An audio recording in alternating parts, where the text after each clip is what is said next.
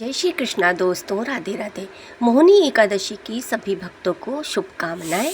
तो आज हम मोहिनी एकादशी की कथा का श्रवण करेंगे।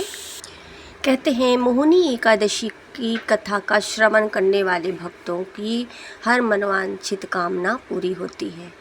तो आइए जल्दी से हम कथा का श्रवण करते हैं। युधिष्ठिर ने पूछा, जनार्दन, वैशाख मास के शुक्ल पक्ष में किस नाम की एकादशी होती है? उसका क्या फल होता है तथा उसके लिए कौन सी विधि है? भगवान श्री कृष्ण बोले, महाराज, पूर्व काल में परम बुद्धिमान श्री रामचंद्र जी ने महर्षि वशिष्ठ जी से ये बात पूछी थी जिसे आज तुम मुझसे पूछ रहे हो। श्री राम ने कहा, भगवान, जो समस्त पापों का क्षय तथा सही प्रकार के दुखों का निवारण करने वाला व्रत है, उत्तम व्रत होता, उसे मैं सुनना चाहता हूँ। वशिष्ठ जी बोले, श्री राम, तुमने बहुत उत्तम बात पूछी है। मनुष्य तुम्हारा नाम लेने से ही सब पापों से शुद्ध हो जाता है, तथापि लोगों के इच्छा से मैं पवित्रों में पवित्र उत्तम व्रत का वर्णन करूँगा। वैशाख मास के शुक्ल पक्ष में जो एकादशी होती है उसका नाम मोहिनी है। वह सब पापों को हर लेने वाली और उत्तम है। उस व्रत के प्रभाव से मनुष्य मोह जाल तथा पातक समूह से छुटकारा पा जाते हैं। सरस्वती नदी के रमणीय तट पर भद्रावती नाम की सुंदर नगरी है। वहाँ धृतिमान नामक राजा, जो चंद्रवंश पे उत्पन्न और सत्य प्रतिज्ञ थे, राज्य करते थे। उसी नगर में एक वैश्य रहता था जो धन धान्य से परिपूर्ण और समृद्धिशाली था। उसका नाम था धनपाल। वह सदा पुण्य कर्म में ही लगा रहता था। दूसरों के लिए पौशाला, कुआं, मठ, बगीचा, पोखरा और घर बनवाया करता था।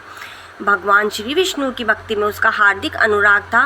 वह सदा शांत रहता था। उसके 5 पुत्र थे, सुमिता, धृतिमान, मेधावी, सुकृत तथा दृष्ट बुद्धि 5वां था। वह सदा बड़े बड़े पापों में ही संलग्न रहता था।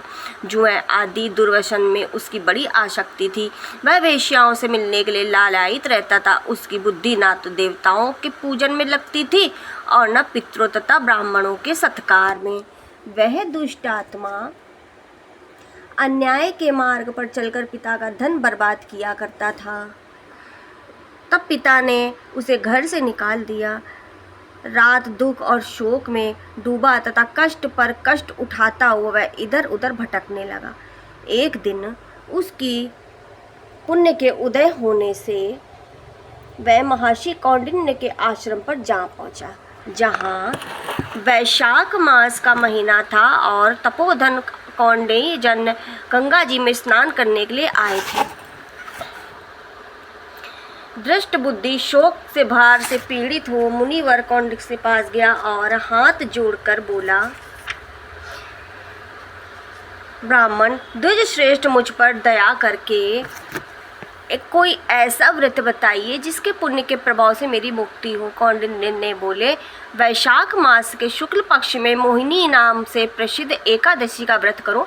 मोहिनी को उपवास करने पर प्राणियों के अनेक जन्म के किए हुए पाप भी कट जाते हैं। वशिष्ठ जी ने कहा, जैसे मेरु पर्वत जैसे महापाप भी नष्ट हो जाते हैं। वशिष्ठ जी बोलते हैं, श्री रामचंद्र मुनि का यह वचन सुनकर दृष्ट बुद्धि का चित्त प्रसन्न हो गया। उसने कौंडिन्य के उपदेश से विधि पूर्वक मोहिनी एकादशी का व्रत किया। नृपश्रेष्ठ, इस व्रत के विधि पूर्वक मोहिनी एकादशी का व्रत करने से वह निष्पाप हो गया और दिव्य देह धारण कर गरुड़ पर आरूढ़ हो सब प्रकार के उपद्रवों से रहित श्री विष्णु धाम को चला गया। इस प्रकार यह मोहिनी का व्रत बहुत उत्तम है। इसके पढ़ने से और सुनने से सहस्त्र गोदान का फल प्राप्त होता है। जय श्री कृष्णा, जय श्री हरि विष्णु। आप सभी को मोहिनी एकादशी की हार्दिक शुभकामनाएं। भगवान विष्णु के दर्शन करिए और मोहिनी एकादशी के दिन आप जितना दान पुण्य कर सकते हैं उतना करिए। गरीबों को भोजन कराइए, जिनके पास वस्त्र नहीं है वस्त्र दान करिए, चप्पल जूते दान करिए। इस तरीके से एकादशी का समापन करिए और चावल का परहेज करते हुए कल द्वादशी के दिन आप पारण करें और चावल अवश्य खाएं। राधे राधे।